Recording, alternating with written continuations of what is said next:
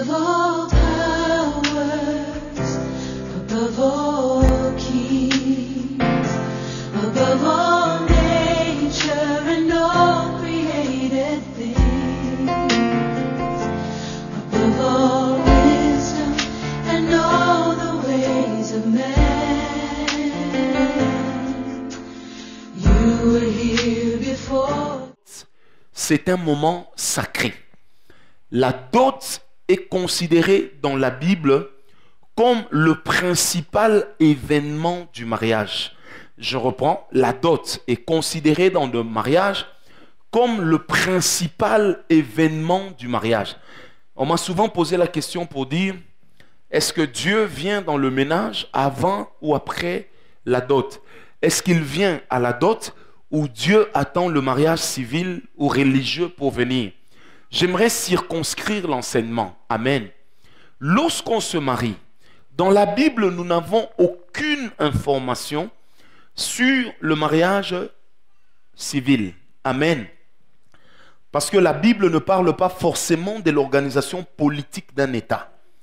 Dans la Bible, il n'y a aucun exemple sur le mariage religieux, que nous appelons également la bénédiction nuptiale. Est-ce qu'on me comprend?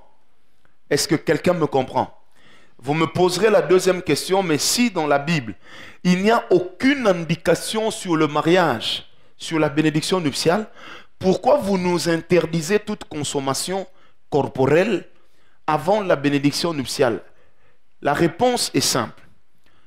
La bénédiction nuptiale est comparable au culte de dimanche.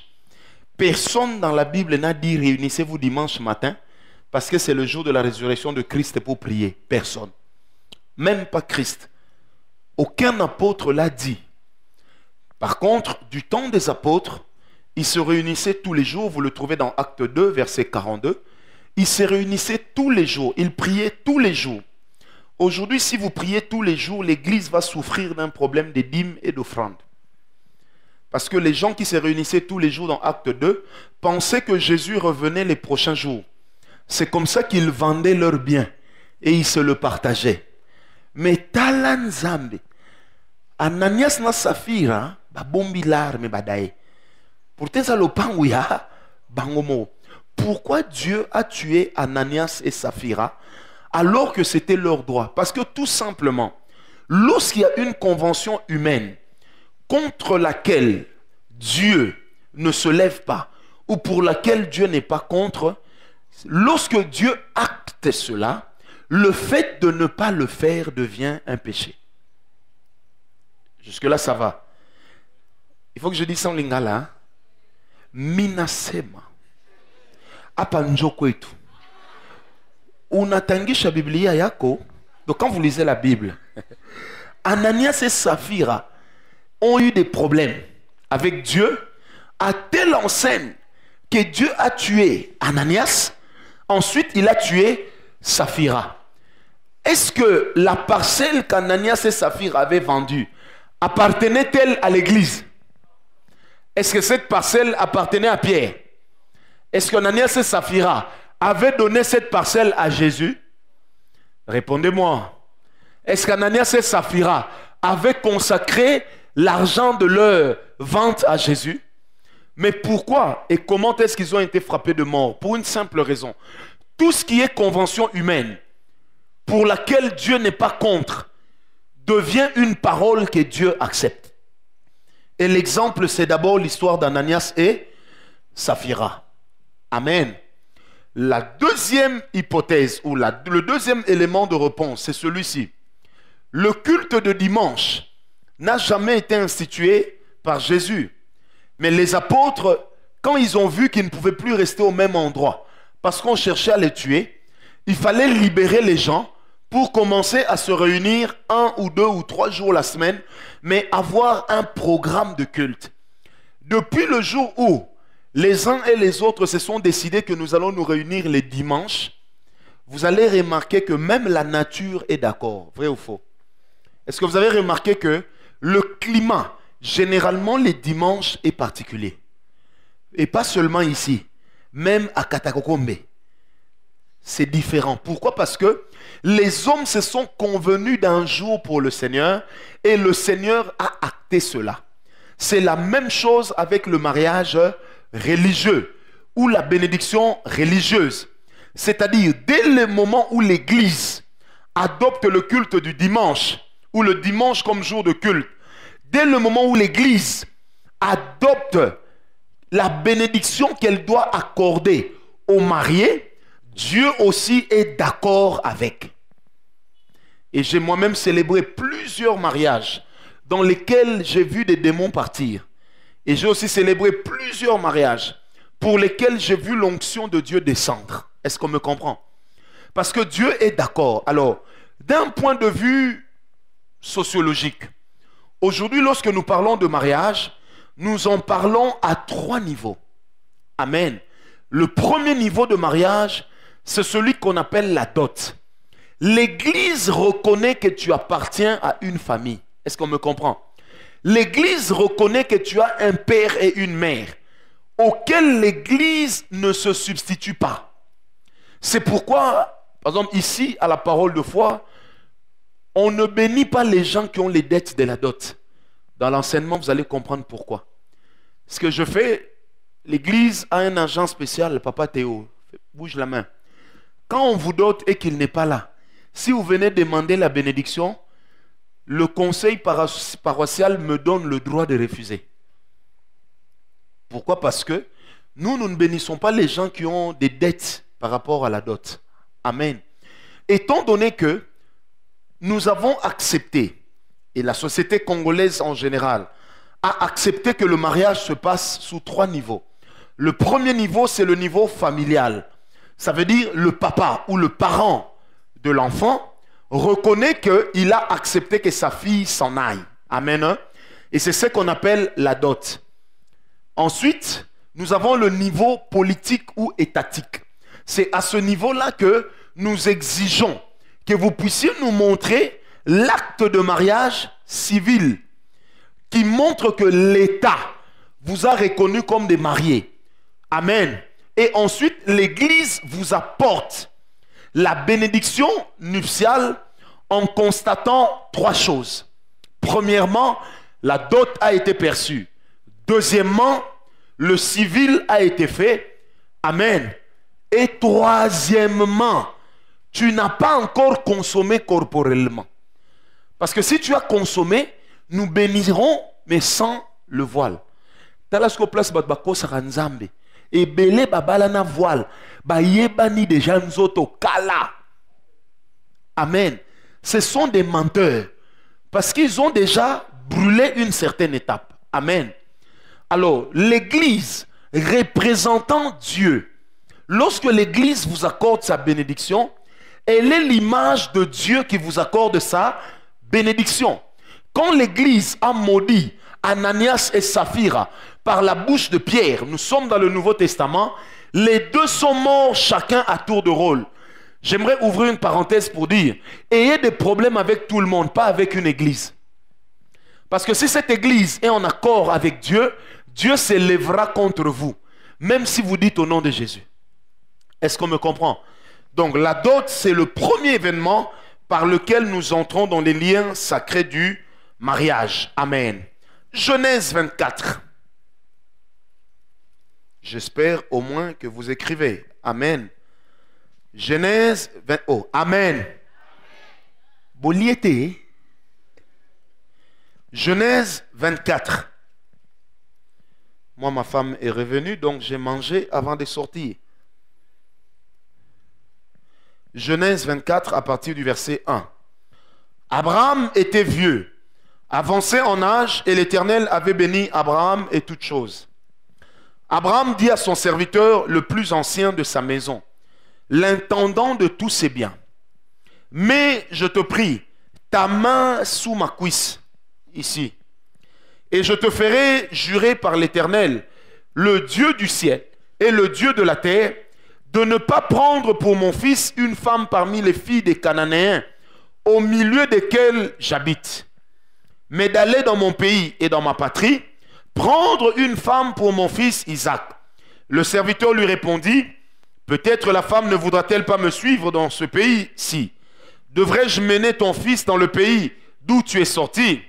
Abraham lui dit, garde-toi d'y mener mon fils, comme pour dire, même si je suis mort. Amen. L'Éternel, le Dieu du ciel, qui m'a fait sortir de la maison de mon père et de ma patrie, qui m'a parlé et qui m'a juré en disant, je donnerai ce pays à ta postérité. C'est dans Genèse 13. Lui-même enverra son ange devant toi, et c'est de là que tu prendras une femme pour mon fils. Si la femme ne veut pas te suivre, tu seras dégagé de ce serment que je te fais faire. Seulement, tu n'y mèneras pas mon fils.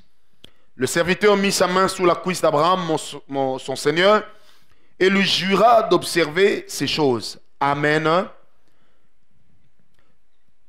Le serviteur prit 10 chameaux parmi les chameaux de son Seigneur, et il partit, ayant à sa disposition tous les biens de son Seigneur. Il se leva et alla en Mésopotamie, à la ville de Nachor. Il fit reposer les chameaux sur leurs genoux, hors de la ville, près d'un puits, au temps du soir, au temps où sortent celles qui vont puiser de l'eau. Et il dit, Éternel, Dieu de mon Seigneur Abraham, fais-moi, je te prie, rencontrer aujourd'hui ce que je désire, et use de bonté envers mon Seigneur Abraham. Voici, je me tiens près de la source d'eau, et les filles des gens de la ville vont sortir pour puiser de l'eau. Que la jeune fille à laquelle je dirai, penche ta cruche, je te prie, pour que tu boives, et qui répondra, bois, et je donnerai aussi à boire à tes chameaux, soit celle que tu as destinée à ton serviteur Isaac. Et par là, je connaîtrai que tu uses de bonté envers mon Seigneur. Amen. Prenons le verset 27 ou 26. Au début, elle a parlé, je suis fils de Nachor, viens chez nous. Alors l'homme s'inclina et adora l'Éternel en disant, béni soit l'Éternel, le Dieu de mon Seigneur Abraham, qui n'a pas renoncé à sa miséricorde et à sa fidélité envers mon Seigneur. Moi-même, l'Éternel m'a conduit à la maison des frères de mon Seigneur. La jeune fille courut raconter ces choses à la maison de sa mère. Rebecca avait un frère nommé Laban, et Laban courut dehors vers l'homme près de la source. Amen. Est-ce qu'on est encore avec moi? Alléluia. Verset 57. Alors ils répondirent, ce sont les parents, appelons la jeune fille et consultons-la. Ils appelèrent donc Rebecca et lui dirent, veux-tu aller avec cet homme? Elle répondit, j'irai. Rebecca azalaki play. Rebecca n'était pas comme les sœurs d'aujourd'hui. Tu as quelle voiture? Tu es de quelle famille? Est-ce que dans votre famille vous allez en Europe? Rebecca direct. Elle dit, j'irai avec lui. Amen. Dis un peu à ta voisine. Liba la babouka n'a raté. Seulement à la voisine. Dites seulement aux voisines. Frère, dites aux voisines. Frère, déplacez-vous. Allez dire à 10 sœurs. Déplace-toi. Que chaque frère dise ça à 10 sœurs. Maramouane Rezate Karine. Dites ça à 10 sœurs. Frère, déplacez-vous. Allez dire aux sœurs. Bronli. Yokoka Osolanaba si te gana WhatsApp. Allez dire à 10 sœurs. Kobu iba frère yo. Kia. Bayuma. Pia. Dis, lève-toi. Va dire à 10 sœurs. Lève-toi, chauve. Monte, chauve. Eh, dis. Continue. Ata mutale ner yo loba. Dis, yo sote sœur wana pembeni. Oya pembe ono yebisi ete yebisai. Yo pe ozo simana tendresse bonde.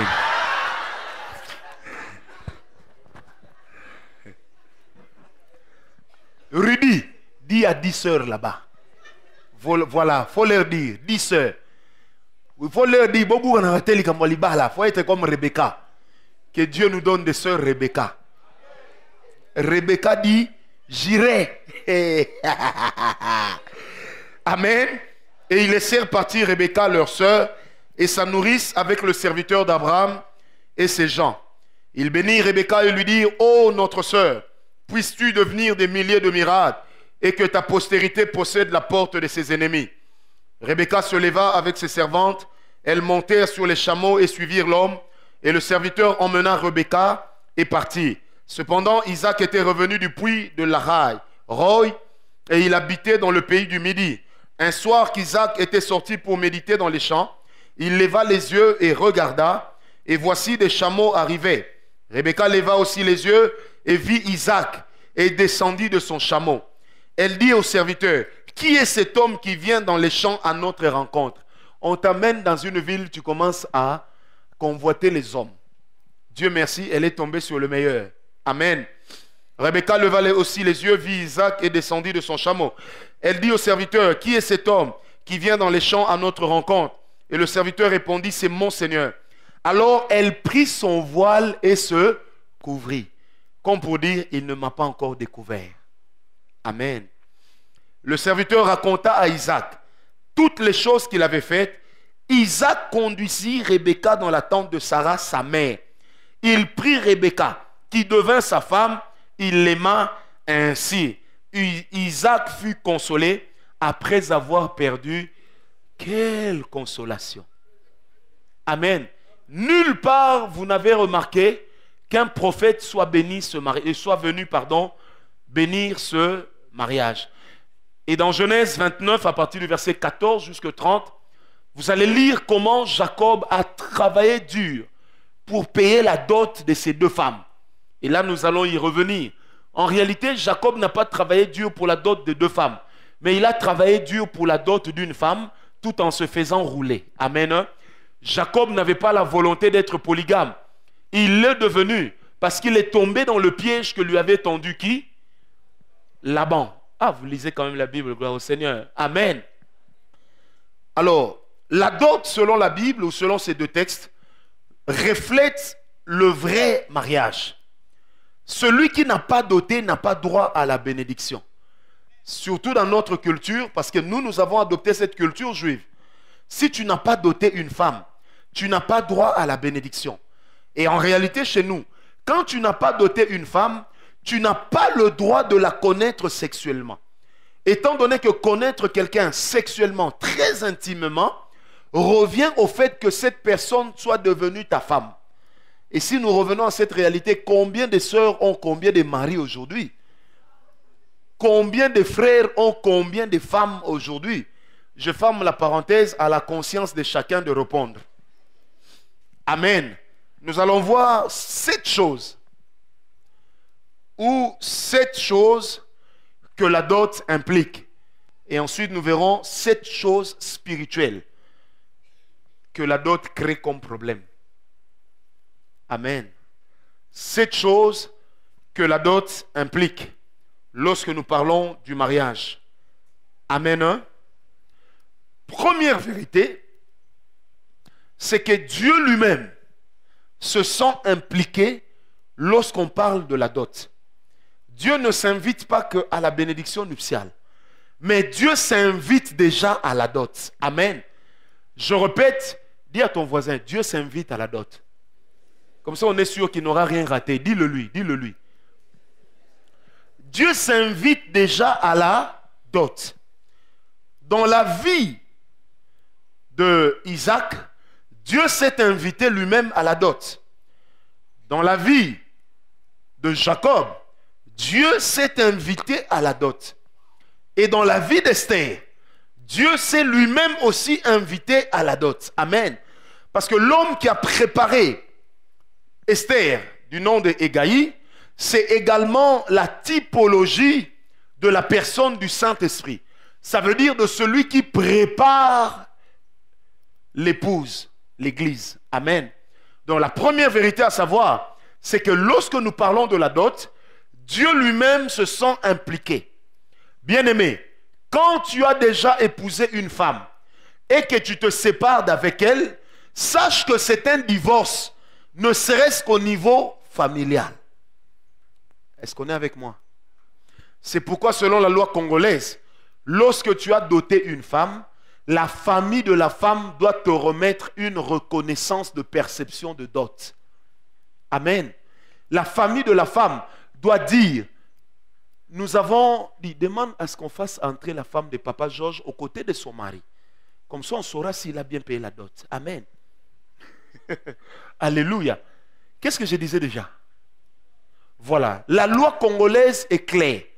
Lorsque un homme amène le nom d'une femme au civil, devant l'officier d'état civil, parce qu'il veut faire la bénédiction ou obtenir le mariage civil, on exige à ce qu'il apporte un papier sur lequel la famille de la femme reconnaît avoir perçu la dot.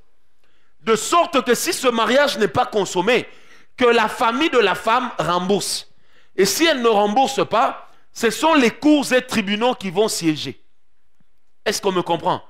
Parce que dans la loi congolaise, dans la législation congolaise, il y a également ce que nous appelons des tribunaux coutumiers. Amen.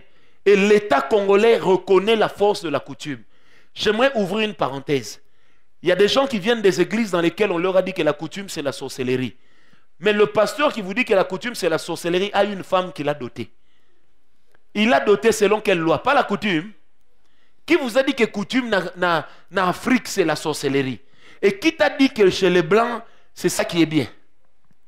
J'ai un ami qui est marié à une Antillaise.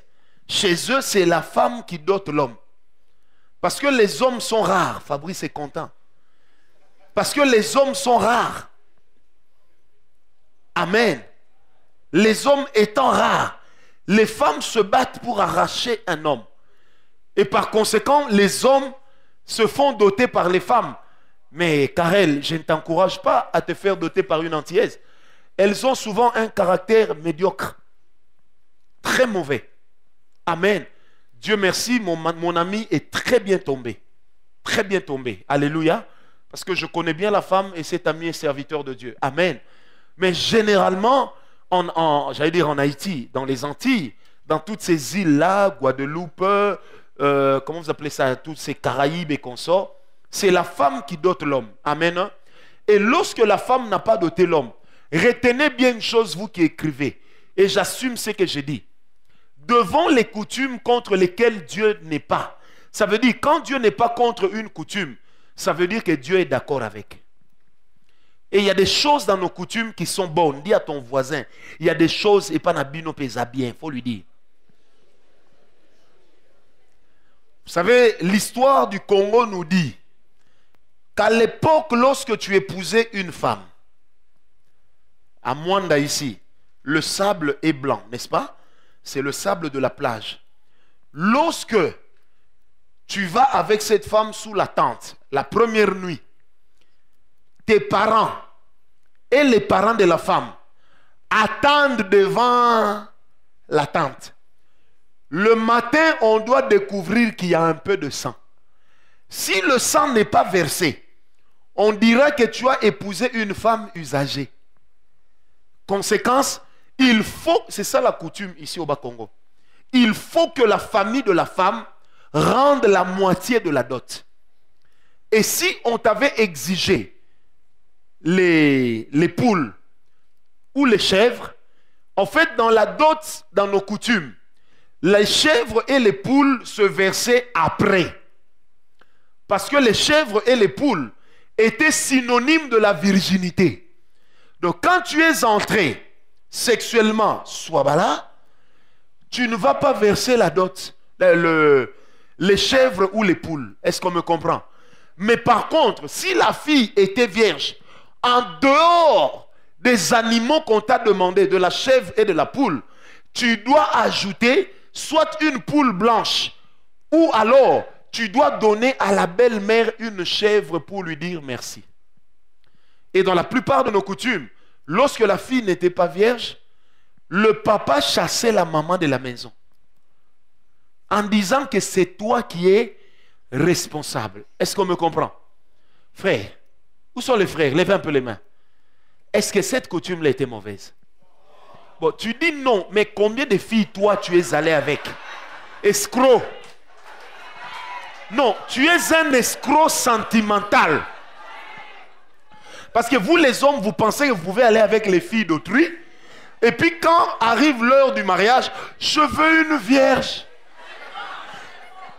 De quel droit toi tu vas exiger une vierge pendant que toi-même, j'allais dire quelque chose, ce n'est pas le lieu, mais pendant que toi-même, tu es déjà un mécanicien qui est entré sous plusieurs voitures. Est-ce que quelqu'un me comprend? Donne-moi l'amen bien. Parce que dans l'église, nous avons des frères escrocs qui pensent que eux, ça va. C'est la femme qui est problématique. Si toi, tu connais les femmes, hein, pourquoi tu exiges une vierge? Est-ce que toi, tu as droit à une vierge? Sœur, maintenant posez la question au frère. Est-ce que toi, tu as droit à une vierge? Posez la question. Karine, pose-lui la question. Match retour. Qu'une sœur se lève et pose la question à 10 sœurs, à 10 frères. J'attends une courageuse. Même là dehors, une courageuse, lève-toi. Pose la question à 10 frères. Est-ce que toi, tu mérites une vierge? Aïe, aïe, aïe, aïe, aïe, aïe.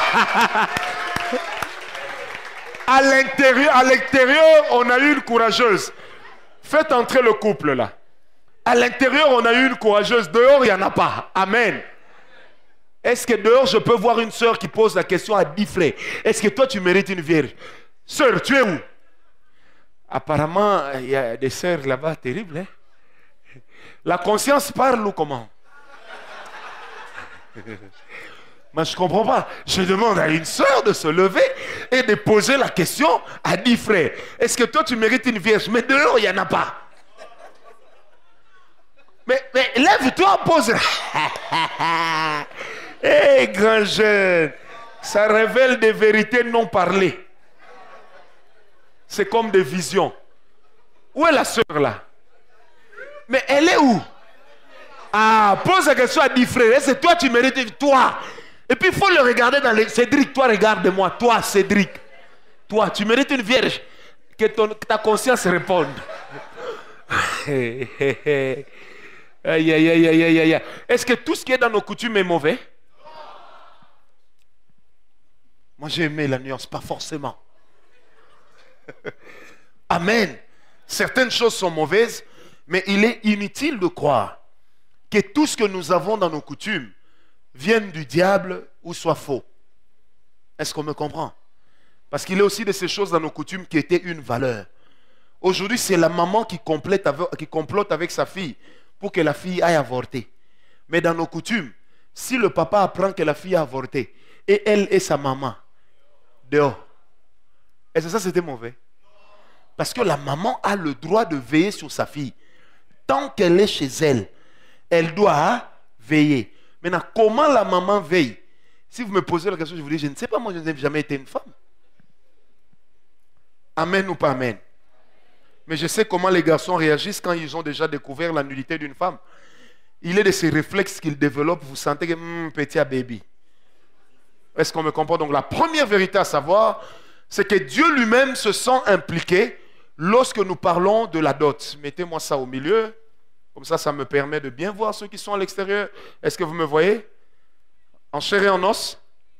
Ok. Deuxième vérité à savoir. La dot représente la sueur de l'homme pour sa femme. C'est pourquoi, bien aimé, on n'aide pas quelqu'un à doter. C'est dans la dot qu'un homme prouve qu'il est un homme. On ne dote pas par Chinchani. On ne demande pas au beau-père de nous aider à doter. Et quand le beau-père t'aide à doter, c'est une malédiction. Je connais un couple où la belle-mère a aidé le gendre à doter. En disant, moi, nanga koli, zwanamba situation oyo dot, tu me rembourseras plus tard. Ce couple-là n'est jamais allé loin. Parce que selon nos coutumes, un homme qui dote doit prouver à sa femme que je te mérite. Dans Exode, Amen 29, Jacob a travaillé dur. Combien d'années? 14 ans pour doter la femme qu'il aime. Est-ce qu'on me comprend? Sœur, on n'aide pas un homme à doter. C'est dans la dot que l'homme doit te prouver qu'il te mérite. Quand je parlerai sur les implications spirituelles, vous comprendrez pourquoi. Mais retenez seulement que celui qui vous aide à doter a aussi une part dans votre mariage. J'expliquerai ça plus loin. Amen. Dis un peu à ton voisin, on n'aide pas un homme à doter, toi aussi. Dites ça seulement aux frères. Yangona sorozana mbongo libala te. Fanda, prier. Tekanguba. Vends les cartes prépayées. Au jour où tu auras l'argent, viens déranger la fille d'autrui. Ne viens pas lui dire je t'aime. Quand elle te demande tu peux me doter quand, tu commences à lui dire quand Dieu voudra. Alors, il faut que la soeur te réponde. Viens me dire je t'aime quand Dieu voudra. 9 ans de fiançailles. Après, tu viens aussi avec voile. Frère, chez moi, même si tu es sincère, je vais dire ça. Tu vois votre mariage là, il ne faut pas mettre de voile. 9 ans.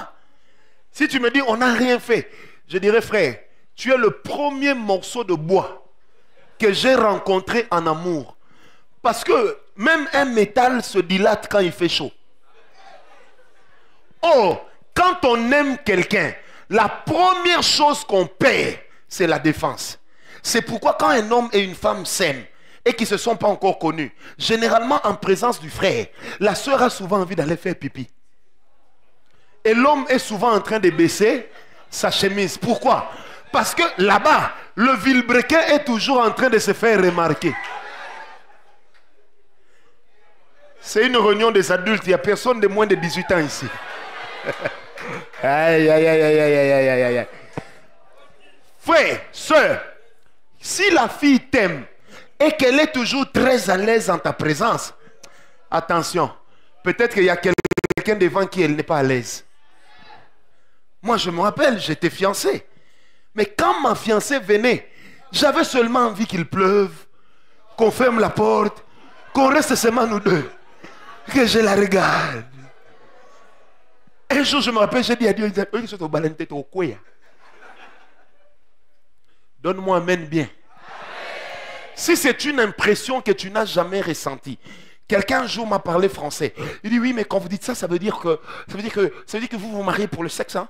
Moi, je dis ça va, marie-toi, coupe le sexe, jette-le dans la poubelle. Ou marie-toi et puis va te faire coudre. Tu vas voir, vous savez, certains problèmes dans le mariage, l'homme ne raconte pas ça aux gens de son âge, mais il raconte ça aux petits-enfants. Il commence à lui dire, je sais que tu as 2 ans, tu ne comprendras, mais laisse-moi quand même parler. Maman, là, là-bas, là, ah, est-ce que quelqu'un me comprend? Donne-moi l'amen bien. Amen. Amen. Ne vous en faites pas, le sexe, les relations sexuelles dans un mariage occupent 80% de la joie et du bonheur d'un couple. Je rappelle, les relations sexuelles, c'est 80% de bonheur. Une femme qui n'est pas satisfaite aura du mal à sourire.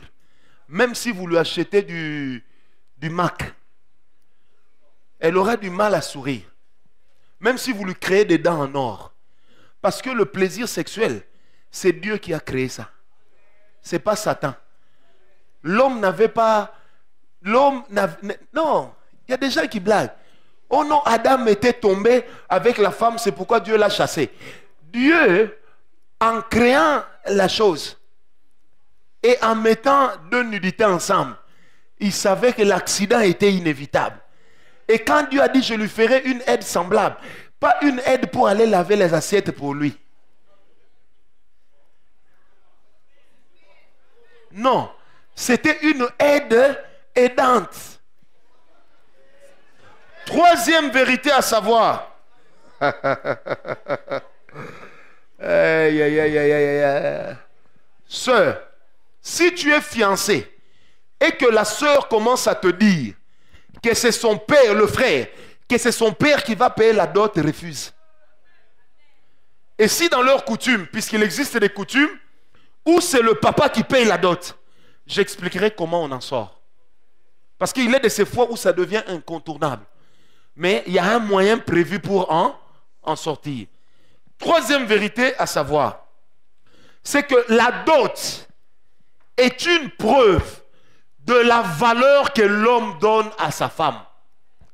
J'ouvre une parenthèse pour dire que dans nos coutumes, la prédot n'existe pas. La prédot, c'est une invention quinoise. Chez nous, le mot prédot n'existait pas. C'était le mot présentation. Ça veut dire, la première fois où les futurs beaux-parents rencontraient leur futur gendre, c'était ça la présentation. Ça veut dire, le gendre venait avec les parents, ses parents, la fille s'asseyait avec son père et sa mère ou son oncle. Ensuite, elle leur disait, voici l'homme que j'aime. Ensuite, l'homme amenait ce qu'on appelait kokoko. Ça veut dire une enveloppe, un peu de boisson. Et par là, on disait que l'homme a toqué à la porte. Et quand le papa acceptait cela, dans nos coutumes, on disait, c'est que l'homme a fermé la porte. Kokangalo, pango. En ce moment-là, ça veut dire que le papa ne peut plus accepter que sa fille connaisse une autre histoire amoureuse. Parce qu'il a déjà pris un engagement. Aujourd'hui, il est de ces familles où dans la prédot, on fait même la liste.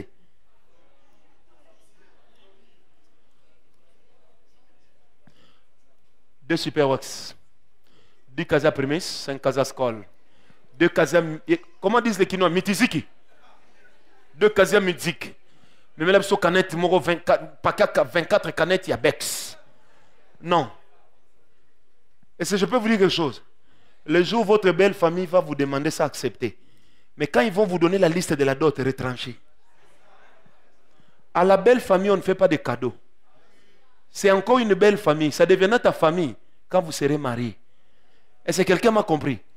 Selon nos coutumes, quand tu vas voir le beau-père, à chaque fois que tu vas le voir, avant de doter, tu dois lui amener quelque chose. Vous savez ça? Chaque courrier que tu adresses doit avoir de l'argent dedans. Ça veut dire que ta belle famille ne te fera pas de cadeaux. C'est pourquoi lorsque on discute sur la dot, en lingala on dit bazondo ngwana. Donc c'est là que les deux familles, mais l'essentiel va arriver dans la solution. C'est pourquoi dans nos coutumes, quand on te remet la liste de la dot, même si tu es riche, tu dois discuter. Et quand tu ne discutes pas la dot, ça signifie que tu es un orgueilleux. Et généralement, il y a même des implications spirituelles qui s'en suivent. Chez les Balouba, on ne discutait pas la dot. Parce qu'en réalité, la dot était volontaire. La dot n'était pas taxée. Aujourd'hui, tu épouses Mujinga, mais Papa Moulumba te demande de l'argent pour Mujinga. Or, chez nous, les Balouba, on ne demandait pas la dot pour la fille. On disait simplement au garçon, la valeur que tu donnes à ta femme, c'est ce que tu vas nous amener. Mais comme la dot est devenue un fonds de commerce, en réalité, c'est par la dot que la famille a l'argent pour préparer la fête par laquelle on va recevoir la belle famille. C'est devenu un problème sérieux. Chez nous, les Balouba, nous, on n'acceptait pas ça. J'ai un ami aujourd'hui qui est pasteur au Canada. Même l'enfant est d'accord. J'ai un ami qui est pasteur au Canada. Il est venu ici il y a quelques années. Il nous dit, mon cher, accompagnez-moi pour la prédote. On va à la prédote. Il a amené $200. 5 casiers de primus, 5 casiers de Skol. Ok? 2 bouteilles de champagne. Quand on a fini, le grand frère du beau-père dira, maintenant vous nous laissez la femme pourquoi? Prenez-la. Oh. Tout le monde regarde, il dit non. Chez nous, nous ne vendons pas nos enfants. Parce que nous n'avons pas droit à ce qui est à vous. Chez nous, les Balouba, la prédote n'existe pas. Donc, ce que vous avez amené là, ça vaut une dot. C'est la valeur que vous avez donnée à votre fille. L'ami a dit 200. Je pourrais ajouter 800. Il dit, quand vous ajouterez, ça ne sera pas la dot, ça sera un cadeau. C'est comme ça qu'aujourd'hui, l'ami est marié. Il est parti avec la femme au Canada, ils ont été bénis. Aujourd'hui, ils ont 3 ou 4 enfants.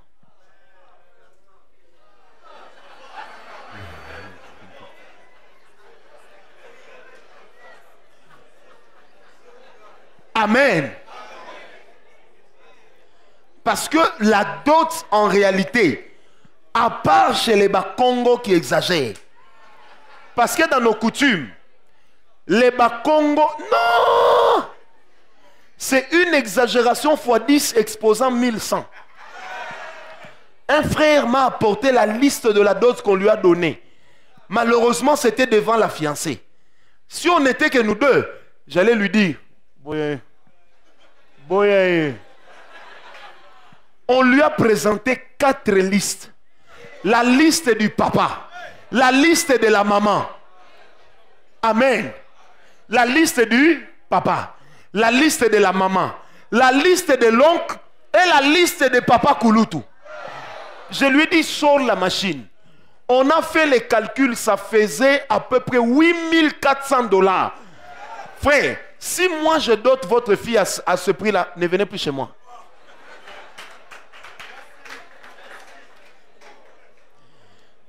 Or, quand nous perdons la valeur de la dot, les hommes aussi deviennent machos. Comme il sait qu'il a acheté la femme, quel sera le langage qui va tenir? Oyaka na nin batanga basi batanga pe yo. Yo saka na bala o na mbongo nanga frigo na sombe za na facture yo posa na facture. Des fois la femme est remontée, il m'a humilié. Il fallait commencer par négocier avec ton père. Donne-moi la main bien.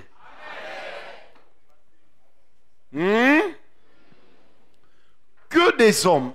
Une autre chose à savoir, c'est que quand la dot se payait, il y a ce qu'on appelle des valeurs incontournables selon les coutumes.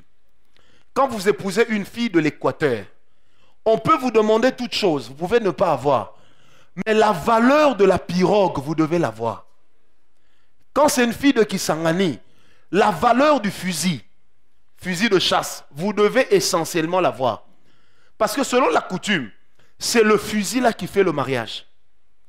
Chez les Bangala, c'est le filet de pêche ou la pirogue qui fait le mariage.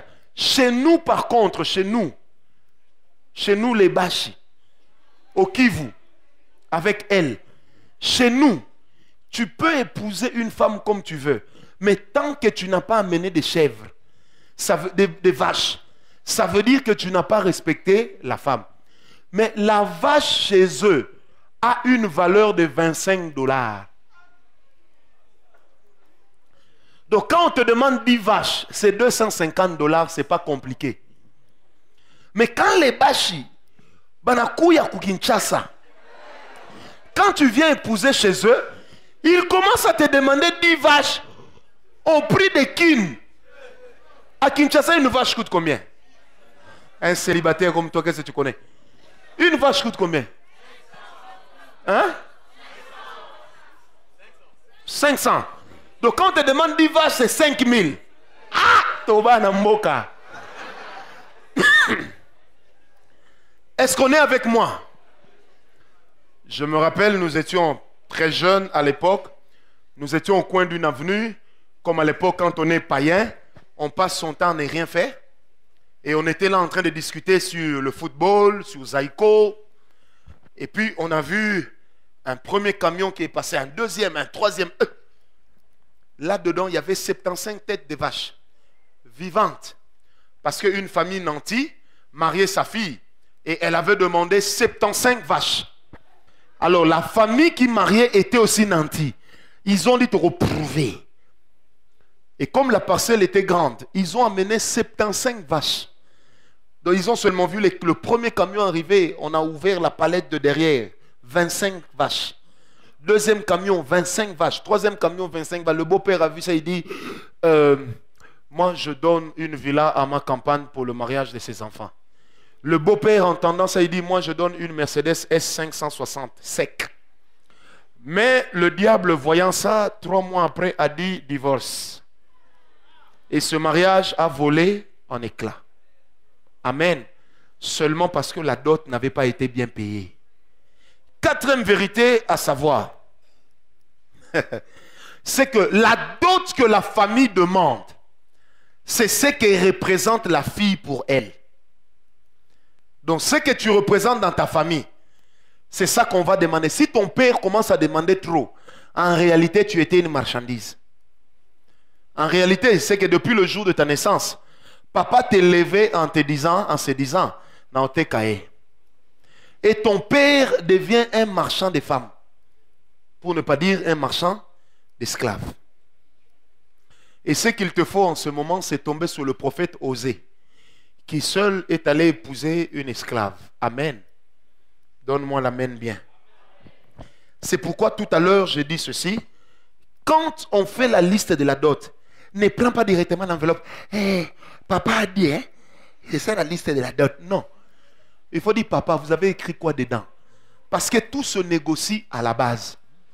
Il ne faut pas aller donner l'impression à la belle famille que vous êtes une famille tellement pauvre que vous attendez l'argent de la dot pour vivre. Et puis un jour, l'homme va commencer à te dire, j'ai une deuxième femme, tu n'es pas content, tu te dis, oh, moi, qu'est-ce que tu crois? Moi, je t'ai acheté, autant je t'ai acheté, je peux en acheter d'autres. J'ai l'argent, moi. Qu'est-ce que tu as suivi? L'argent. Vous savez qu'il y a des hommes qui ont ce langage-là. Mais qu'est-ce qui les amène à avoir ce langage?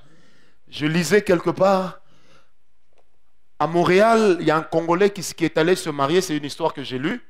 La belle famille lui a donné une liste de dot qui faisait 30 000 $.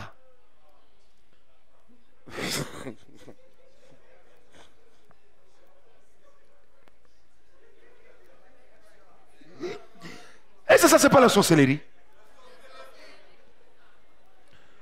Aujourd'hui, dans la dot, la belle famille te demande 4 boîtes de Nido 2500 grammes. Donc c'est qu'eux, ils prenaient le thé avec Cobel. J'ai un ami qui devait se marier. On lui a demandé un coffret de bijoux Chopard pour la belle-mère. Et pour le beau-père, on lui a demandé une montre Cartier avec numéro de série précisé.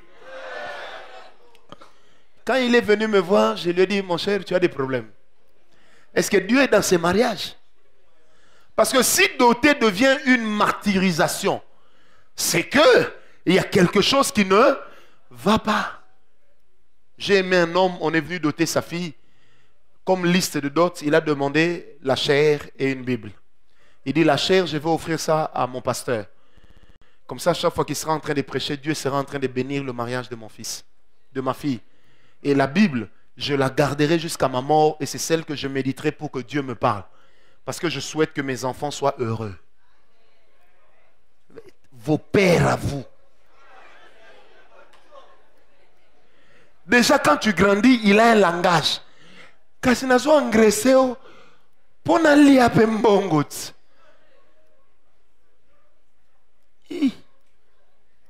C'est pourquoi il y a de plus en plus de problèmes dans les mariages. Il y a de plus en plus de problèmes dans les couples. Parce qu'il est de ces choses que dans nos coutumes, on ne demandait pas. Aujourd'hui, on commence à demander ça. Sur base de quoi? Sur base de 4 super wax. Achète 2. Moi, j'ai vu la liste de la dot d'un frère. On lui a demandé 4 paires de chaussures Bali pour la belle-mère. J'ai posé la question au frère. Tu sais combien coûte une chaussure Bali? On n'est pas en train de parler de Zara, hein, ni de H&M. Hein. On est en train de parler de Bali. Hein. J'ai dit c'est des chaussures généralement faites à la main. Donc, et puis la belle-mère là, peut-être elle est venue du village. Elle ne connaît même pas la valeur d'une chaussure Bali. Et puis elle va se promener avec un tombant. 5e vérité. La dot est une chose que le ciel accepte, mais que la terre honore. Amen. La dot est une chose que le ciel accepte et que la dot honore.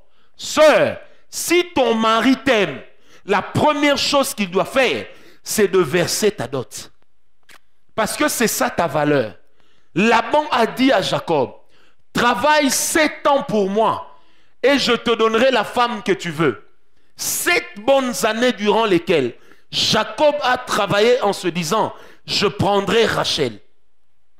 7 ans après, on lui dit, chez nous, on ne marie pas la petite sœur avant l'aîné. Et qu'est-ce qui va se passer? Jacob va encore travailler 7 bonnes années pour avoir Rachel. Donc 7 ans pour Rachel, 7 ans pour Rachel. Non, ce n'était pas 7 ans pour Léa. C'était 7 ans pour Rachel, 7 ans encore pour Rachel. 14 ans pour qui? Pour Rachel. Azoapé Rachel, Azobo tapété. Mais Dieu reste fidèle. Parce que la valeur d'une femme, ce n'est pas le fait qu'elle te donne des enfants ou pas. Parce que le fait qu'elle te donne des enfants, c'est une grâce. Étant donné que la Bible dit un fils est un don de qui? De l'Éternel. Amen. Amen. Donc la dot est acceptée au ciel, honorée aussi sur terre. Frères, sœurs, le moment où on fait le kinzonzi en français c'est quoi? Hein? Palabre. Tiens. Les descendants de Tchèque Ampateba. Ça c'est le neveu de Chikaya Utamsi. Les petits-fils de Kamara Lei. L'enfant noir. Amen. Descendant. Je ferme la parenthèse. Amen. Je disais quoi déjà? Nzonzi en français c'est palabre. Hein? Bon. Tu as dit non. Maintenant c'est quoi? C'est quoi? Négociation. On négocie quoi? Les Nzonzi négocient quoi? Ils ne négocient pas? Non, non. Ils palabrent. Ils sont en train de faire des palabres. Bon, boye. Tout le monde dit boye, bolo ba pona nini boye. Négociation zap. Amen ou pas amen? C'est pourquoi Amadou Apanteba, le grand écrivain africain, avait sorti une célèbre phrase qui parlait, enfin un célèbre livre qui parlait de l'arbre à palabres, dans lequel il disait que les palabres, ça fait partie du mode de vie en Afrique. Ça veut dire qu'en Afrique, les familles doivent toujours s'asseoir pour parler quand il y a un problème. Donc, ce qu'ils font là, c'est des palabres.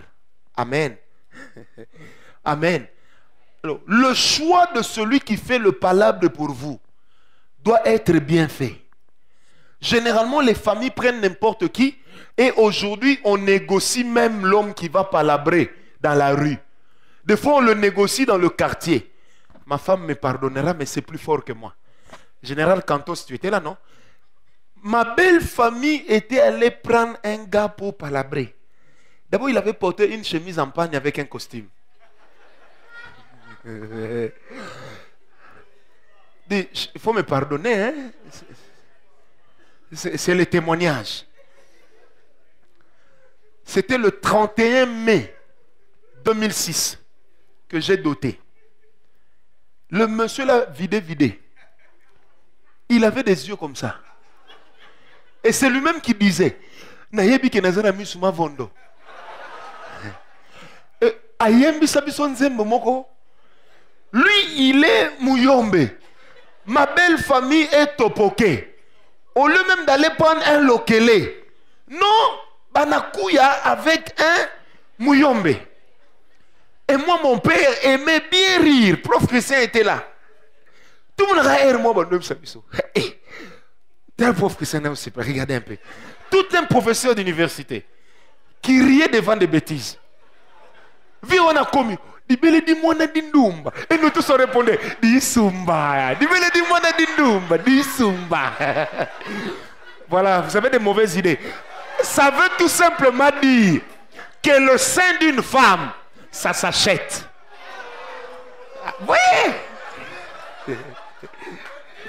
Et je me rappelle encore, mon père et le docteur Beleke, ils avaient des voix rock. Donc quand les gars disaient moi j'entendais là-bas. Ah, c'était un très bon moment.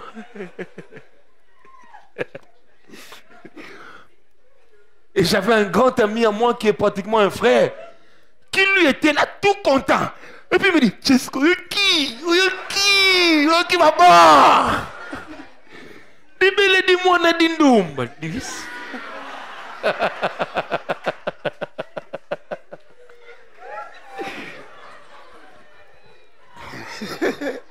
Michael, même toi. Mika. Mika. Même toi. Ah, tu as raté la chance d'être sérieux, frère. Amen. Mais à la fin, cet homme est allé réclamer la commission. Comme s'il était membre de la famille. Et il dira à ma belle-mère, tu sais pas que la belle famille sait que je fais partie de la famille? Comment quand tu la m'appelle moi partie? Frère, yo so mona bobomi nzoko muto le gapeme na liate. Ata muto ko liaka nzoko te fois zo moi partie mais m'en parler. Amen. Sixième vérité à savoir.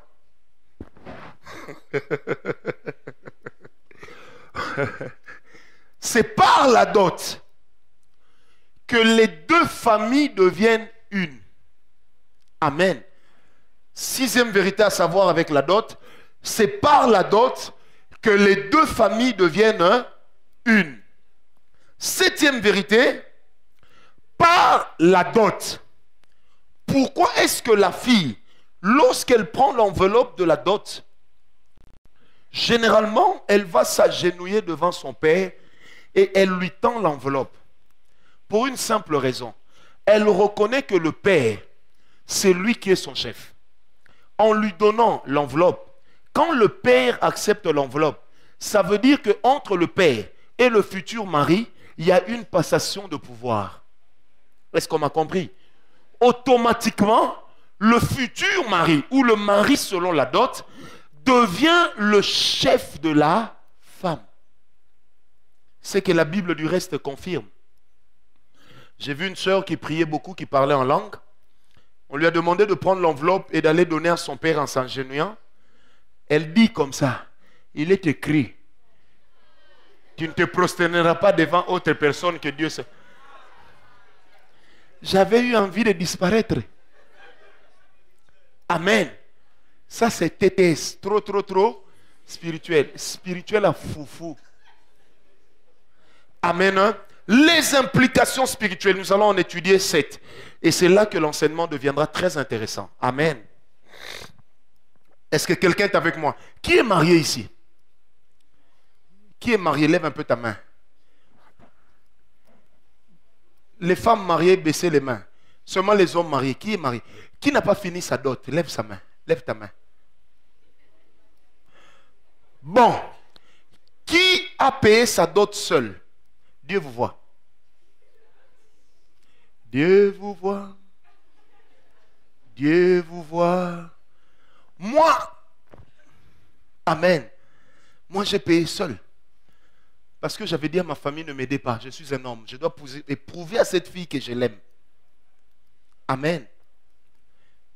Première vérité à savoir, c'est que lorsqu'on paye sa dot, les liens de sang aussi interviennent. On devient une seule chair, coutumièrement parlant. Or, quand on devient une seule chair, ça veut dire que le passif et l'actif de la personne, on hérite aussi de cela. C'est pourquoi la Bible dit dans 1 Corinthiens 6, celui qui s'unit à une prostituée devient avec elle un seul et même corps. Amen. Mais la dot n'a pas une valeur de corps, ça a une valeur spirituelle. Ça veut dire que quand tu as doté ta femme, spirituellement, tu es entré dans ses liens. Mais bien plus, elle est entrée dans les tiens. Amen. C'est pourquoi la cérémonie de dot doit se préparer comme on prépare la bénédiction à l'église. Bien plus encore, si tu dois jeûner pour l'église, alors jeûne 1000 fois pour ta dot. Parce que dans ta dot, ce sont les liens de sang qui vont commencer maintenant à réclamer justice, dont certains vont réclamer un droit. Or, les liens de sang sont silencieux. On me comprend? Mais on remarque leur éloquence par les conséquences qu'ils engendrent. Il y a aujourd'hui beaucoup de gens qui ont des problèmes dans leur foyer parce que la dot a été soit mal versée, soit perçue par les personnes qu'il ne fallait pas. L'homme peut dire, je m'en fous de savoir ce qu'ils font de la dot. Frère, Mais si la belle famille dit non, sache que si tu prends la femme et que la belle famille ne t'accompagne pas en te la donnant de tout cœur, tout ce que tu fais là ne sert à rien.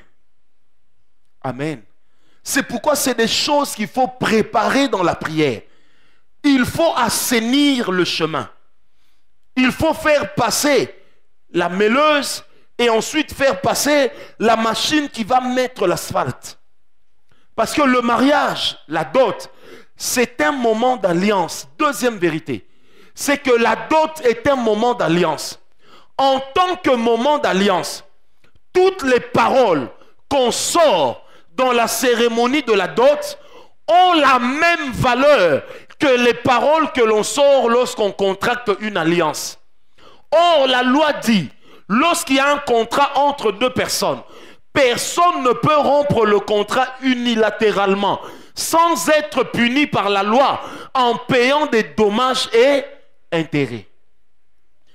Et qu'un contrat doit être mis fin que par convenance mutuelle. Est-ce qu'on me comprend? La dot est un moment d'alliance. C'est pourquoi ici nous disons aux jeunes gens, nous disons aux amis, nous disons aux grands jeunes, quand tu vas verser ta dot, refuse certaines paroles qui sortent. Moi, lorsque je devais verser ma dot, je suis venu un jour avant négocier avec ma belle-mère. Je lui ai dit, belle maman, je viendrai doter votre fille. Il n'y aura pas de dette.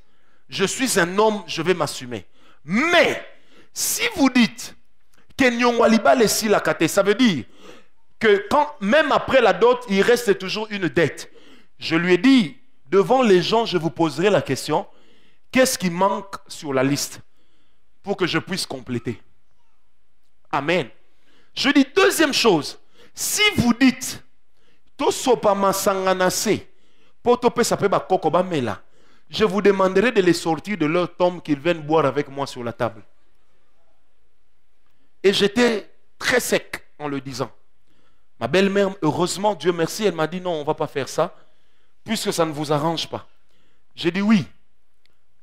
Ma dot que je verse, j'ai dit belle maman, je la verse pour les vivants, pas pour les morts. Et je refuse ce genre de choses. Il est arrivé dans plusieurs foyers. L'homme va doter. Et puis on sort une parole, un beau jour, il se retrouve ici, dans notre CPI. Vous connaissez CPI? C'est là où nous traitons les affaires de ceux qui sont possédés. On chasse le démon dans la femme. Le démon commence à dire, qu'est-ce que tu fais ici? Non. Et généralement, ils expliquent ça en disant, parce que de toute façon, pour aider quelqu'un, ce n'est pas une dette, c'est une volonté. Les paroles que l'on prononce lorsqu'on contracte une alliance, écrivez ça bien, elles ont force de loi. Je répète, les paroles que l'on prononce lorsqu'on contracte une alliance, ces paroles-là ont force de loi. Ça veut dire, ne prends pas à la légère ces genres de moments, parce que tu peux en payer le prix toute ta vie. Et les Bakongos sont champions en ça.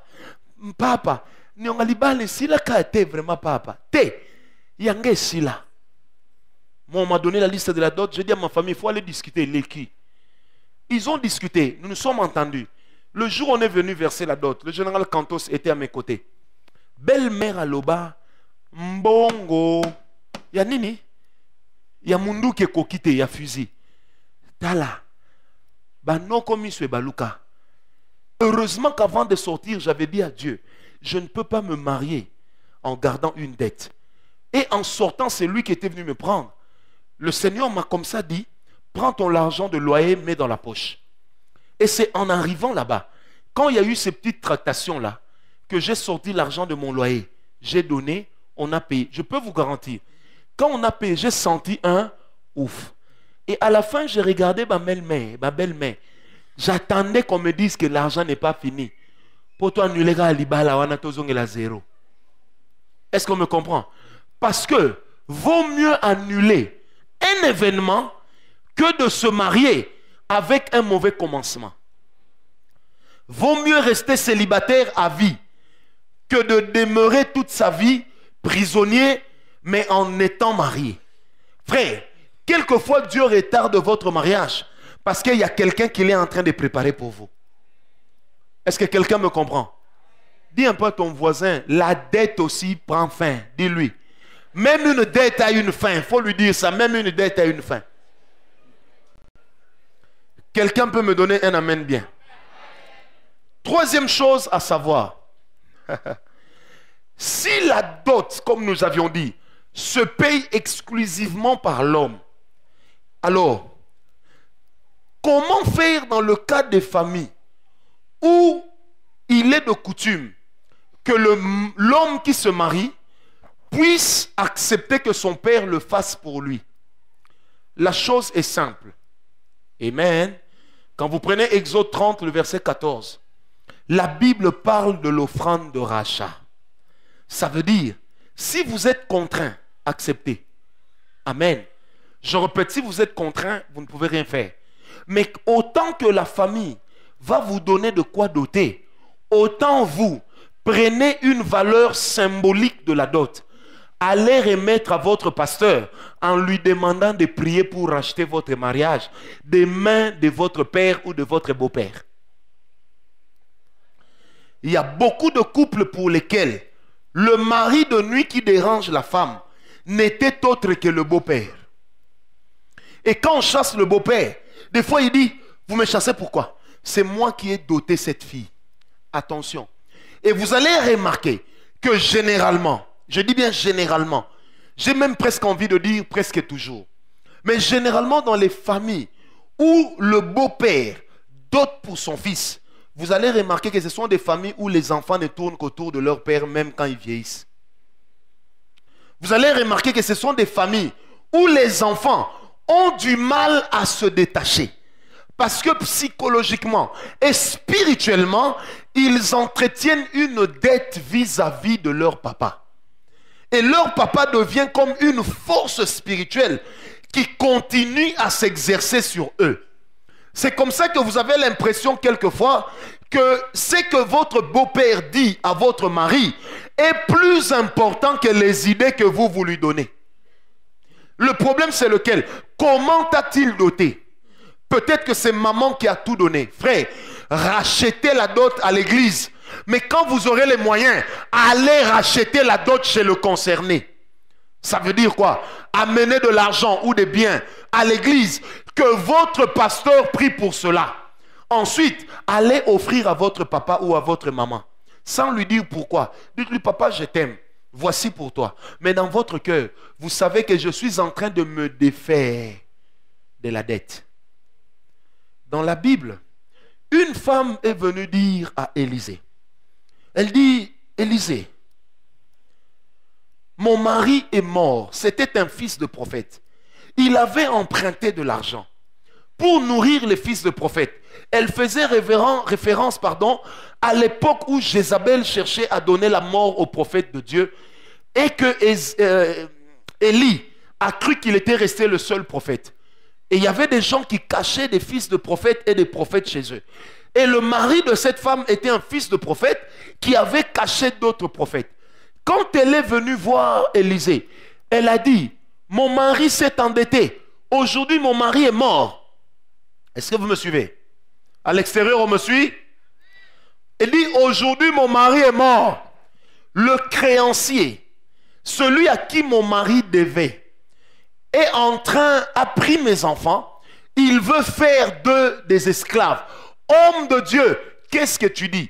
Élisée pouvait invoquer le ciel, sortir de l'argent et lui donner. Élisée pouvait faire miracle money. Élisée pouvait lui demander d'aller pêcher un serpent dans lequel on trouverait des euros et des dollars.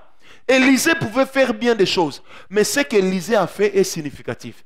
Élisée a dit à la femme, je vais faire un miracle, mais c'est toi qui dois payer ta dette. Amen. Quand nous disons que Jésus a payé notre dette, Jésus n'a pas payé notre dette envers les hommes ou envers Satan. Jésus a payé notre dette envers son Père. Le sang de Jésus ne concernait pas le diable, ça concernait son Père. C'est pourquoi la Bible dit dans Hébreux 2, il se présentera devant son Père avec un bocal rempli de quoi? De son sang. Et il dira, Père, me voici avec ce que tu m'as donné. Est-ce qu'on me comprend? Donc le sang de l'expiation ne concerne pas le diable, mais ça concerne Dieu. En expiant nos péchés, Jésus nous a lavé de la vieille manière de marcher afin de nous amener à la ressemblance avec Christ. Quelqu'un m'a dit un amen bien. Élisée pouvait faire un miracle, mais Élisée a laissé la femme payer sa dette. Est-ce qu'on me comprend? Une dette spirituelle que tu ne payes pas va continuer à te réclamer toute ta vie. Et si tu meurs, ça continuera à réclamer ta descendance. Il y a aujourd'hui des gens mariés, mais qui doivent beaucoup à la famille. C'est pourquoi ils fournissent des efforts, mais ils ne s'en sortent pas. Ils fournissent des efforts, ils ne vont pas de l'avant. Ils fournissent des efforts, ils sont toujours limités quelque part. Pourquoi? Parce que celui duquel tu détiens la dette, lorsqu'il parle en mal contre toi, les esprits qui travaillent dedans sont en train de se mettre à l'action. C'est pourquoi Dieu, le sachant, a dit à Israël, vous n'emprunterez pas, mais vous prêterez. Donc que les autres soient vos esclaves, mais vous ne devenez esclaves de personne. Quand tu as une dette, au changera nanzela. Des fois même quand on t'appelle au téléphone seulement pour te dire bonjour, tu as peur de répondre parce que tu as une dette. Et quand quelqu'un te regarde, amen.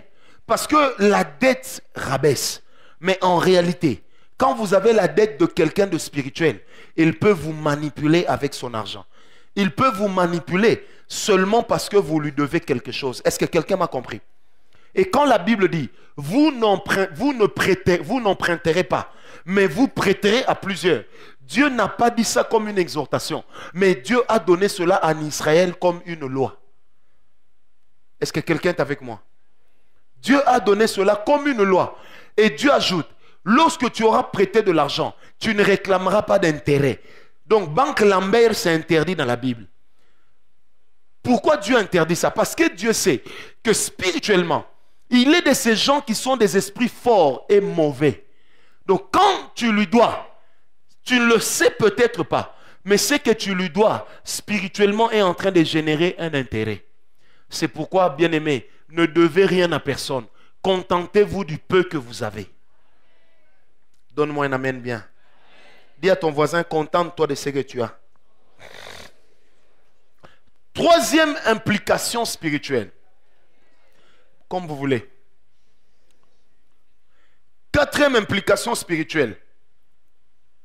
Lorsque votre dot est versée, à vous qui êtes sœurs, cherchez aussi à savoir quel est le chemin suivi par votre dot. N'oubliez jamais la part de l'ayant droit coutumier. Est-ce que quelqu'un me comprend? Dans chaque famille, il y a celui qu'on appelle l'ayant droit coutumier. Ça veut dire celui qui a le droit de marier cette fille. Celui-là peut ne pas être le père. Il peut être un oncle, ça peut être une tante. Mais rassurez-vous que Azui Oyaye. Amen. C'est pourquoi quand on veut vous épouser, cherchez à savoir comment se passe la dot dans votre tribu. Comment se passe la dot dans votre famille. Vous devez savoir à qui est-ce qu'on doit donner la dot. Est-ce que quelqu'un est avec moi? Parce que dans la plupart de nos coutumes, les pères ne sont pas toujours les ayants droit. Et généralement, ce sont les ayants droit qui causent problème. Et généralement, les ayants droit, on les distingue sous trois volets. Premier volet, les ayants droit sont généralement ceux qui ont le plus dépensé lorsque l'enfant était en train de grandir. Il a beau être le petit frère, il peut même être le grand frère. Mais dès lors qu'il a beaucoup fait pour cet enfant, il a consenti beaucoup de sacrifices, il devient automatiquement, selon certaines coutumes, un ayant droit. Amen. Deuxièmement, l'ayant droit coutumier, ça peut être le chef de famille ou celui qui est désigné par lui. Le chef de famille ou celui qui est désigné par lui. Troisièmement, l'ayant droit coutumier peut aussi être le père. Amen. J'allais dire le père de la victime, excusez-moi. Le père de la fille qu'on est en train de doter. Il peut aussi être un ayant droit. Maintenant, comment gérer le fait que l'ayant droit soit un frère, une soeur, un cousin et que les autres ne lui donnent pas? Quand tu sais que lui a beaucoup fait pour toi, même si la coutume ne lui donne aucun droit, dis à ton fiancé, pensons quand même à lui. C'est un moyen de gérer les problèmes. Celui qui t'a déjà donné à manger à sa table, celui qui a payé pour toi les études, celui qui a essuyé ton corps lorsque tu les salissais, sache-le bien, cet homme-là jouit d'un certain pouvoir sur toi. Or, généralement, quand nous versons la dot, nous avons tendance à oublier que la coutume ne vous induise pas en erreur. Quand il y a un ayant droit comme ça, pensez aussi à lui si la coutume ne l'a pas fait. J'ai parlé ici de cette sœur. Aujourd'hui, elle a 3 enfants. Elle m'a dit qu'elle aimerait en avoir un 4e. Sa vie a été bloquée. Sa maternité a été bloquée par une seule chose. L'oncle a dit, l'argent qu'on m'a donné, ma part, n'était pas suffisante. Pendant que c'est moi qui l'ai élevé. Bien-aimé, comprenez par là une chose. La dot n'est pas un moment de tapage. C'est un moment de prière. Est-ce qu'on est avec moi là-dehors? La dot n'est pas un moment de tapage. Allons, Guinaye. Et allons, Guinaye. Attention. Je connais une famille ici à Lingwala. 6 filles. La première est dotée. Lorsqu'elle attrape la première grossesse, le mari propose, rentre chez ta mère, le temps qu'elle t'aide un peu après l'accouchement et tout. Libella. Maintenant, ils sont arrivés autour d'une sœur. Il y en avait déjà 3 qui se retrouvaient chez maman avec leurs enfants. Quand on est venu la doter, elle, les voisins ont sorti des gros baffles. Et il y avait une musique qui jouait. Bako kende, bako zonga.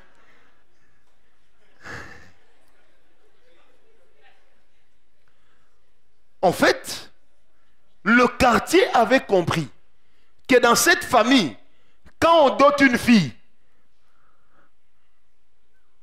donc dès qu'il y aura Douko, elle va revenir.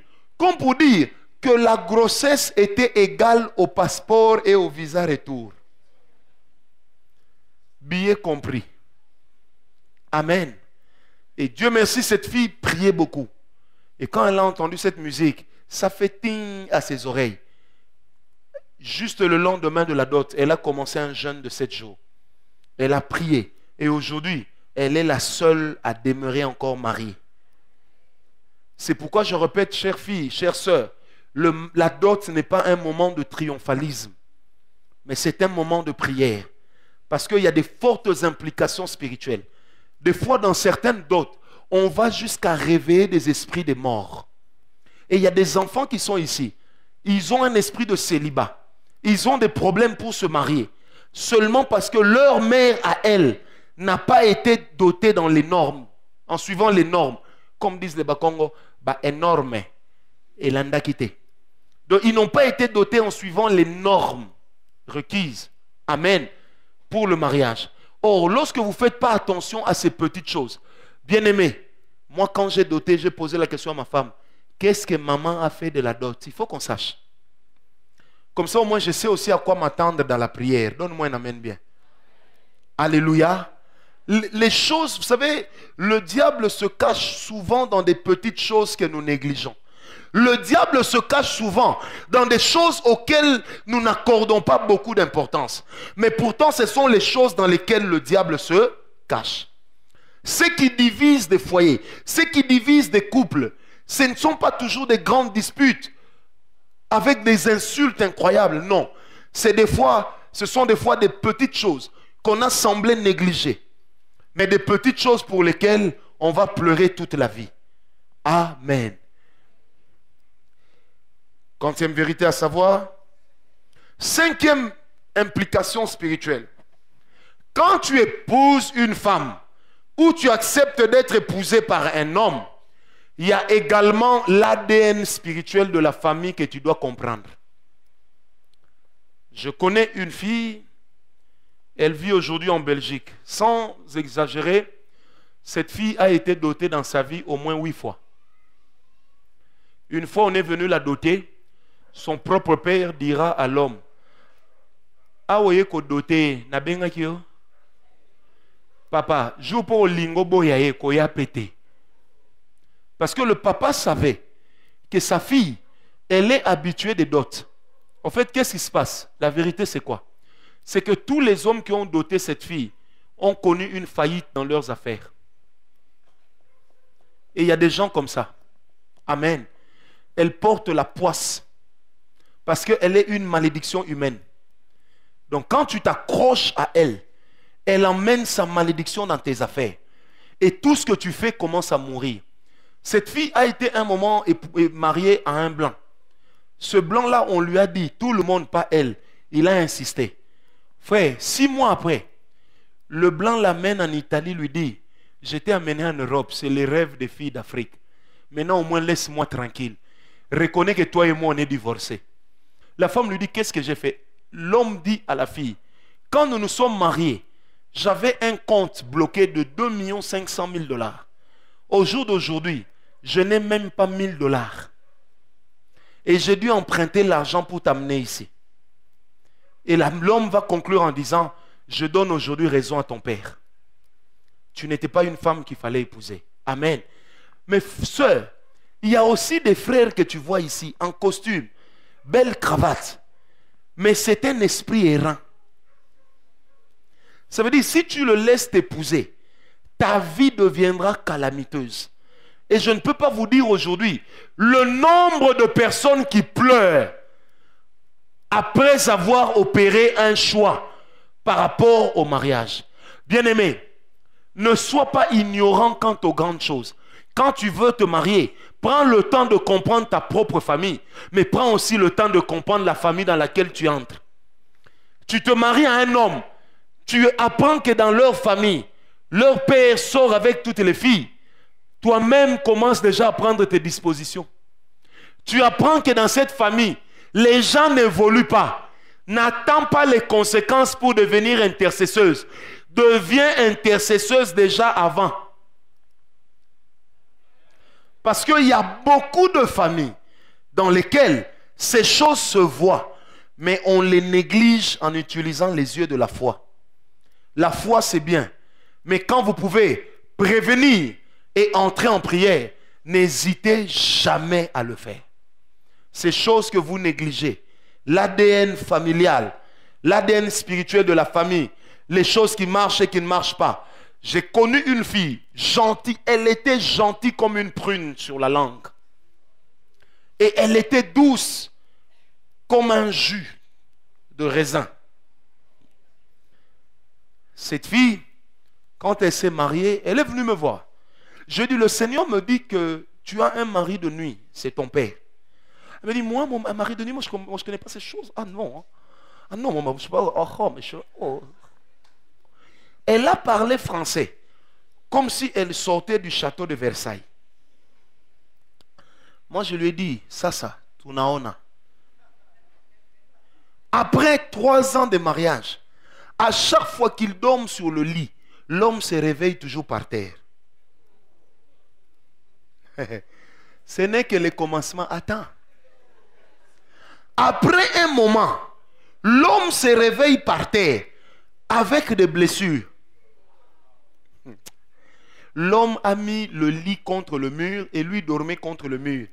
Et il a commencé à se retrouver sous le lit. Tabassé comme vous n'avez pas idée. Un jour, l'homme est allé voir un pasteur.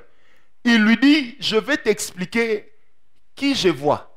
L'homme n'avait jamais connu le papa de cette fille. Parce que quand lui est entré dans la vie de la fille, le papa était déjà mort. Mais quand l'homme commence à décrire l'homme qui le frappe chaque jour, ce n'était autre que le papa de la fille. Maintenant, ils sont venus me voir. J'ai dit à l'homme, tu as besoin de délivrance. Lui aussi, à son tour, il a parlé français. Oh, vos histoires-là, c'est de la superstition. Moi, je ne crois pas. Moi, oh, mais non, mais qu'est-ce que vous croyez là? Moi, je ne sais pas, moi. Oh, mais non, mais moi, je ne sais pas croire ces choses. Hein. Oh, mais non, oh, je vais voir un psychologue et puis on va régler ça, purée. Un beau jour, une histoire vraie, papa Georges. Le papa de la fille était mort par suite de l'accident d'un avion, un crash. L'homme va mourir 10 ans après, dans un crash d'avion, au même endroit. Maintenant, quand la fille se retrouve veuve, c'est là maintenant qu'elle revient vers moi. Prophète, tu avais raison. Je lui ai dit, tu avais parlé français, non? Maintenant, parle allemand. Est-ce qu'on me comprend? Donc, ces choses, il faut les connaître. Dis un peu à ton voisin, avant d'entrer dans une famille, il faut connaître la famille. Dis-lui ça. Non, dis-le lui bien. Bien-aimé, ne va pas faire la cour et après tu commences à chercher prophète, c'est elle. Prie avant. Unasikia. Prie avant. Quelqu'un m'a dit 26 ans de mariage. Prophète, je me demande vraiment si c'est vraiment la femme que Dieu m'a donnée. J'ai dit, oh Moïbi, c'est aujourd'hui que tu vas chercher ce que Dieu veut te donner. Que ce soit elle ou pas elle. Comme disait un petit, il faut que tu continues. Est-ce que quelqu'un m'a compris? Et ces choses, c'est à la base de beaucoup de problèmes dans les foyers. On est allé se marier, on est allé doter une femme dont on ne connaissait pas bien les sources dans la famille. On ne connaissait pas bien les choses qui leur étaient propres. On commence à faire des enfants, les enfants meurent, les enfants meurent. On se pose la question, qu'est-ce qui se passe? On a toujours des problèmes d'argent. À chaque fois qu'on a une promesse d'argent, même en dernière minute, ça doit capoter. À la fin, on se pose la question, mais qu'est-ce que j'ai fait? Bien-aimé, vaut mieux se poser ces questions avant d'y être. Des fois, les mariés ne vous disent pas toujours ce qu'ils vivent. J'ai traité le cas d'un couple. Vous savez, moi, j'ai vu des choses. Hein? L'homme, nous sommes dans une réunion des grands jeunes. Est-ce que vous êtes avec moi? L'homme peut bander, même devant les filles dans la rue, mais jamais devant sa femme. Mais quand tu regardes sa femme, Junior, chauve comme tu es là, ta calvitie ici va commencer à transpirer. Donc le genre de femme, quand tu la regardes, toi-même tu te dis, et Dieu créa la femme.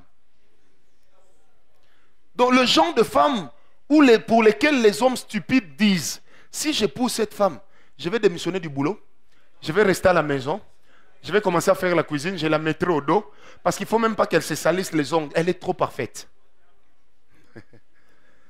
Amen. Mais c'est devant une femme pareille, pas seulement qu'elle a le visage, mais elle a aussi bibotos et le bibondos. Donc ça veut dire qu'elle est bien fournie en matière grasse, partout. Mais l'homme peut voir ça devant lui défiler comme ça, comme les motards le 30 juin. Ça peut défiler. Monsieur va rester comme ça. Drapeau en berne, attaque terroriste.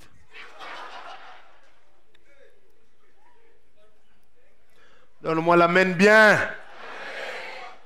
Vous savez, j'ai posé la question à la femme. J'ai dit, entre nous, mais comment une femme comme toi peut ne pas faire bander un homme? Elle m'a dit, prophète, je ne sais pas comment expliquer. Elle-même, elle conclut, je crois que j'ai des démons. Et quand on a commencé à prier, effectivement, elle avait des démons. Maintenant, imaginez-vous une personne que vous allez doter en n'ayant pas bien préparé la dot. Quels sont les problèmes que vous dotez aussi? Des problèmes qui ne vous étaient même pas destinés.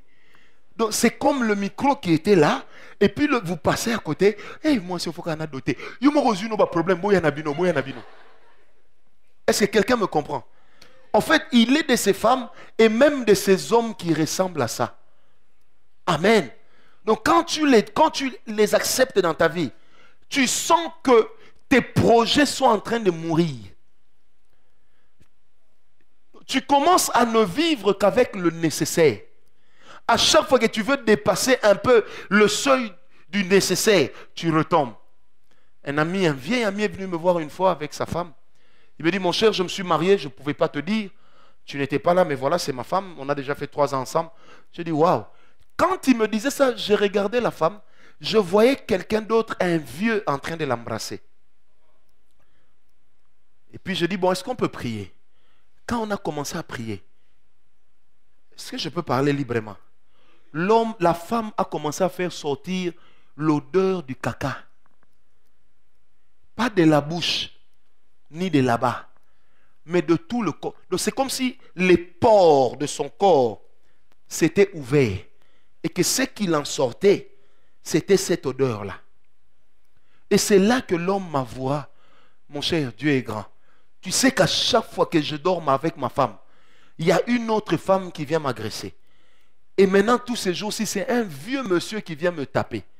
Quand on suit bien en profondeur, on se rend compte qu'en réalité, le vieux monsieur qui vient le taper n'est autre que le kintuidi de sa femme. Vous connaissez le kintuidi? Ça veut dire dans le monde hindou, dans chaque lignée, il y a deux personnes qu'on réserve pour qu'ils se marient ensemble entre cousins.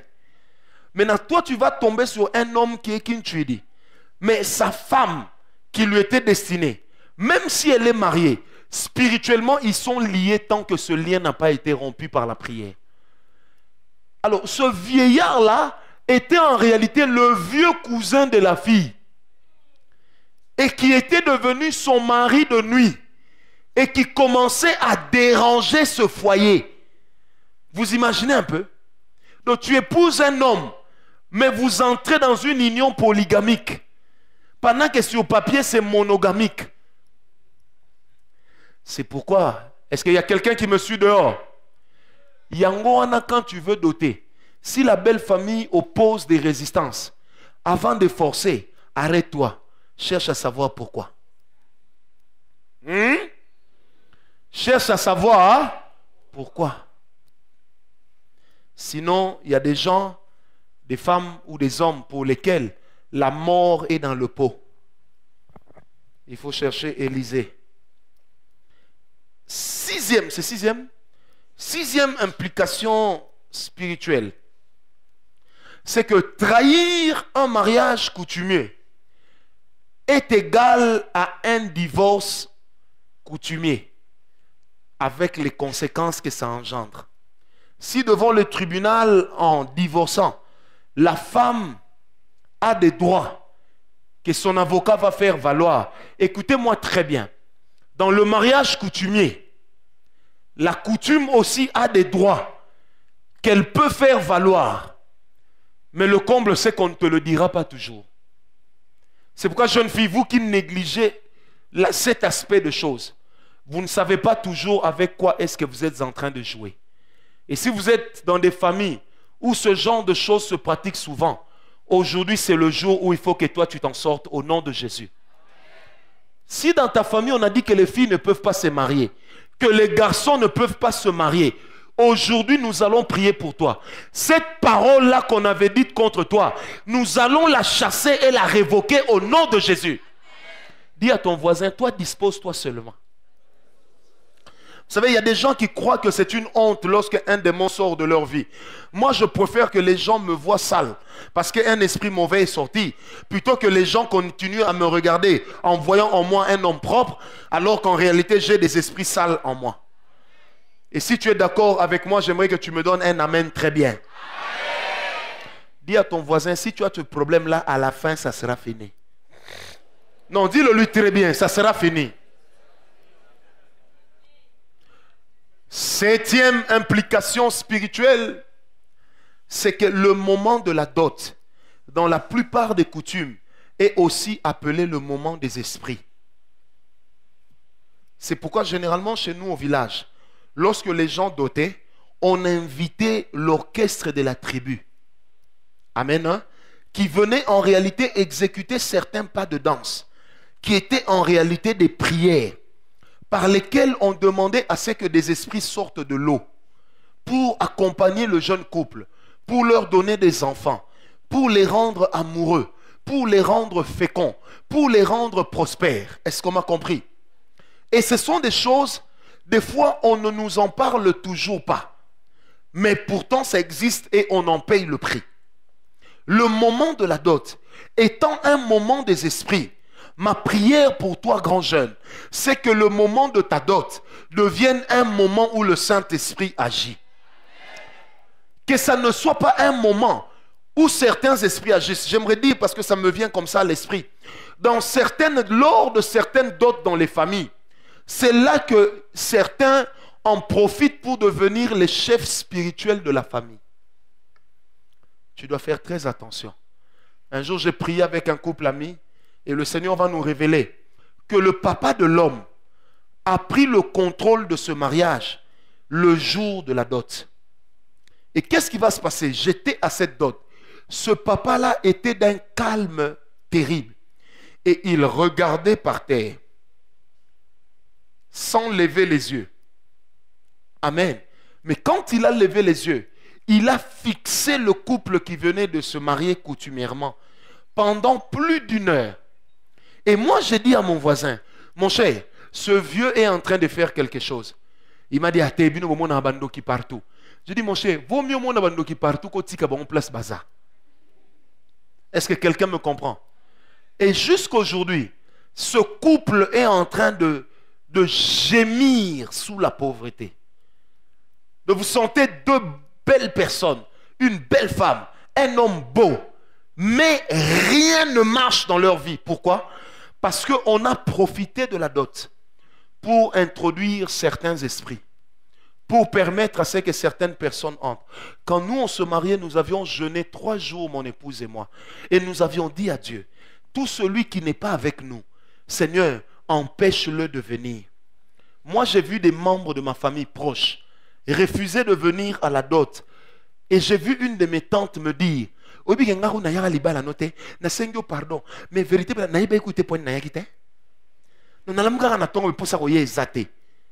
dans mon cœur, je disais, Seigneur, merci parce que tu m'avais exaucé.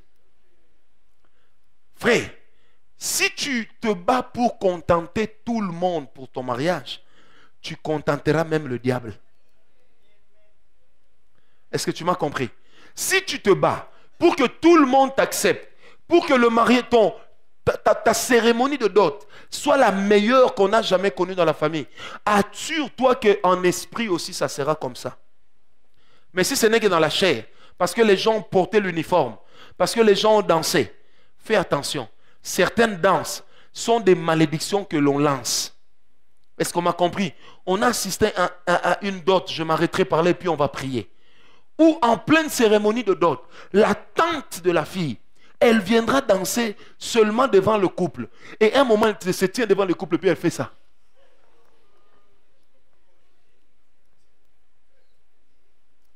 Amen. Et quand elle faisait ça, l'homme priait. Il a dit à sa fiancée, Aola que la biso mabe, toko télé prière. Donc pendant qu'elle faisait ça, eux ont commencé à dire au nom de Jésus, au nom de Jésus. Bon, on tante à s'arrêter à bon. Accueilli. Bien aimé, le diable, Jésus a dit, Jésus n'a pas dit négocier. Jésus a dit résister au diable et il fuira loin de vous. Aujourd'hui, j'ai l'honneur de vous le dire. Vous avez de la chance d'écouter un tel enseignement. Quand nous, on devait se marier, personne ne nous a dit ce que je vous dis aujourd'hui.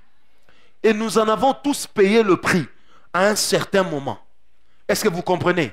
Moi, je me suis marié, mais il y avait une tante à ma femme qui apparaissait dans la chambre. J'ai dû prier en disant, j'ai doté, c'est ma femme, tu ne peux rien. Et c'est là que c'était fini. Et mon propre père me dira, moi je suis plus important que ta femme dans ta vie. J'ai dit, Tchakousema, d'abord ma femme, mes enfants, après toi et les autres. Mais tu ne viendras jamais avant mes enfants. Et puis je dis à mon propre père, tu ne peux pas dire une parole comme ça, parce que c'est une parole destructrice. Est-ce que tu me comprends? Dis à ton voisin, la dot c'est le moment des esprits. Amen. Non, dis bien à ton voisin, la dot c'est le moment des esprits. La prochaine réunion, ça sera le 5, le 4 septembre. Je parlerai sur le thème mon mariage. Amen. Donc, je vais démontrer à chacun quelles sont les choses que vous devez accepter. Que ce soit dans la dot, que ce soit devant l'officier d'état civil ou que ce soit devant l'église. Il est de ces choses qu'il faut refuser. Frère, nako sabino te ba pasteur et ba tanga théologie. Na théologie ba pesa na ba cours à mariage te. Vous aurez ils vont venir là, mariage vient de Makakariha. Et en grec Mahatakoho. Non. La dot, le mariage n'est pas grec. Ce n'est pas du grec, ce n'est pas une affaire de Matumahora. Non. Est-ce que tu me comprends? Je vous expliquerai par exemple pourquoi est-ce que chez nous, Fabrice, viens un peu. Pourquoi est-ce que chez nous, nous disons dans nos enseignements des grands jeunes, quand vous dansez à la dot, nous n'acceptons pas que les gens viennent mettre l'argent ici. Et nous n'acceptons pas que les mariés prennent cet argent pour mettre dans leur poche. Nous exigeons qu'il y ait un protocole là et là qui récupère l'argent. Je vais vous expliquer pourquoi est-ce que nous n'acceptons pas que pendant que vous êtes en train de danser, que quelqu'un vienne se mettre entre vous deux. Et pourquoi nous n'acceptons pas que même dans la voiture des mariés, que la marraine se mette au milieu. Amen. Et nous allons même vous expliquer pourquoi est-ce que nous n'acceptons pas que les mariés ouvrent la dot avant 7 jours, les cadeaux avant 7 jours. Et nous n'acceptons pas que ce soit eux qui ouvrent. Est-ce qu'on me comprend? Ça serait un enseignement riche. À la fin, nous allons prier. Toi, tu es obligé. Moi, j'ai reçu la mission de te donner l'enseignement et de prier pour que tu réussisses ton mariage. Donc, après ces choses, si tu rates ton mariage, c'est ta propre sorcellerie à laquelle tu as souscrit. Parce que même l'offrande que tu donnes aux grands jeunes, ça ne suffit pas. Ils vous ont donné combien le dimanche passé? 104 000 francs. Mais ils sont nombreux jusqu'à la porte. Vous êtes méchants? Amen. Amen. Donc c'est pour dire que notre intérêt, ce n'est pas ce que vous donnez. Notre intérêt, c'est le témoignage qui sortira de vous. Above all